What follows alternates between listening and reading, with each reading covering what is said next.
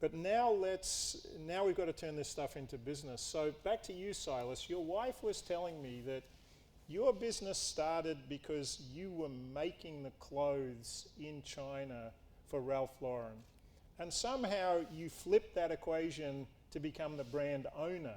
So how do you go from being the quintessentially low end of the value chain player making the clothes to owning the brands? What went on there? I mean, you're a pretty talented guy, but what can you tell us about that? Okay, I'm the third generation of my family business, which is manufacturing. And I didn't go to college. I didn't go to Wharton. I finished my high school. I was 18 years old, and I decided I'd go to the business with my father. That is manufacturing. But after 2 years, I told my father, I say, I'm going to make this the biggest factory in the world. However, I want to control my destiny.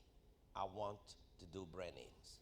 So that's how I started to do the brand names. But I was very, very lucky. Early on,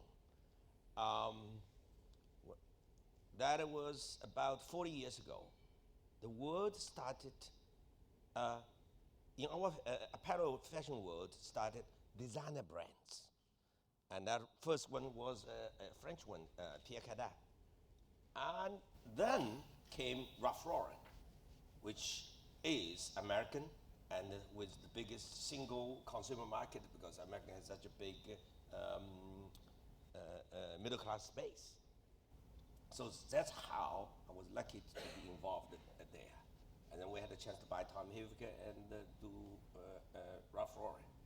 So the whole thing is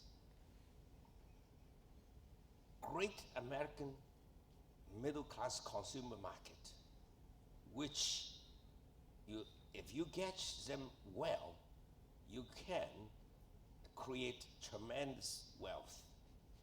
So I'm not talking about my own brands.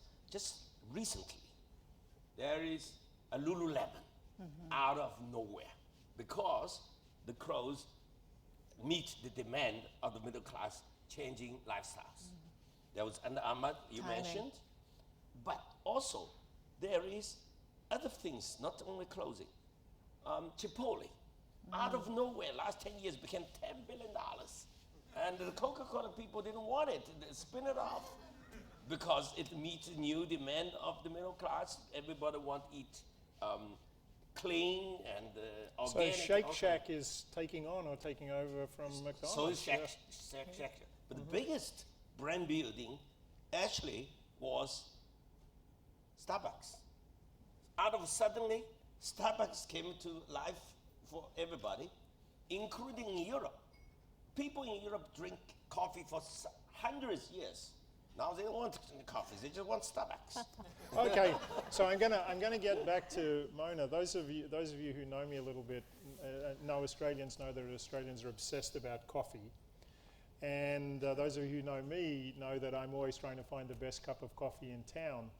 So I was recently in a Starbucks, and of course then they've got a new brand in Starbucks called Flat White. Those of you who've been in Australia know that that's the generic Australian coffee. The irony is that Starbucks failed in Australia. Why? Because Australia didn't want a chain.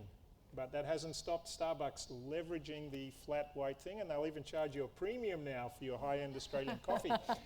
But that's a different brand. Now, you wanted to say before, you want to get into the business part, Mona, of what you do. And when we start thinking digital, we've got both the how do you understand the consumer, but also the back end, all the supply chain stuff. Yes.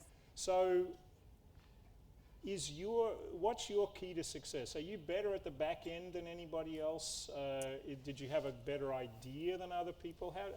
Well, if you do the self-reflection, how do you think about it? Well, I mean, if you're building any product, like my background is in merchandising. I was a buyer for a very long period of time before I started Bijoor. And, you know, a lot of what Silas talks about is market timing. And so you have to understand your customer, you have to understand the pain or the perceived pain of your customer and figure out what product can you give her or him so that you can solve to that pain. And so what Bijoor is basically taking that back office. It's very unsexy. You know, everybody's focused on the front of the house. Everyone's focused on e-commerce.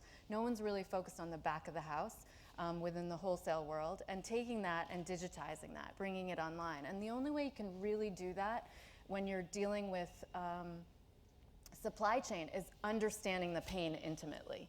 And so I think looking back over the 5 years as we've built Bijoor, it's really having an intimate understanding of the user's pain. If you're building any product, if you're making clothes, if you're making technology, if you have empathy with your user, if you have empathy with your customer, then you are just wholly focused on solving every piece of the pain within that supply chain. So it's laying out the supply chain and saying, what's the most pain and how can we use technology to solve all that pain? So the pain part is an empathy move, Yes. and you emphasize that. But, you know, I know our operations management people, they're some of the geekiest people at Wharton, right? This is the land of coding and SQL and all these languages I've heard nothing about, I don't know anything about.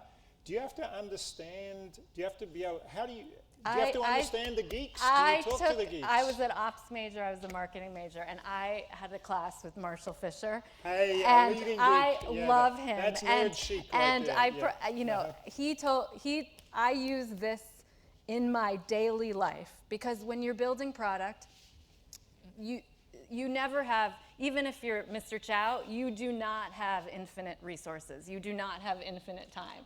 Although he's pretty close to it, but so you never have enough time. And Marshall Fisher teaches you when you have a lot of different things to do, you always do the smallest and the shortest tasks first. I use that. I have to prioritize a huge product roadmap on a daily basis. Should we build this for Michael Kors? Should we build this for Donna Karan? Should we build this for Neiman Marcus? Should we build this for Harrods? You can't do it all. And operations at Wharton teaches you about how to prioritize. I use that every day. I think of Marshall Fisher like that's weird, but I think I'll tell him that. He doesn't remember. But yeah, I think we were saying before with your husband, who I know is in the audience, that Yeah. you know you've got young kids and they're into the coding world.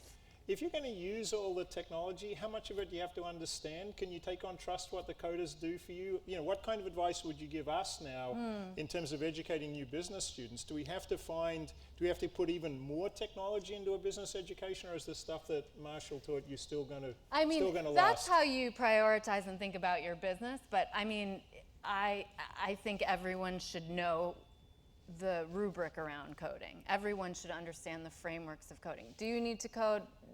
Maybe, I mean, it would help, but I think development and engineering and coding is just the linear thinking that is involved in building code is invaluable to anything that you do, even if it's not engineering.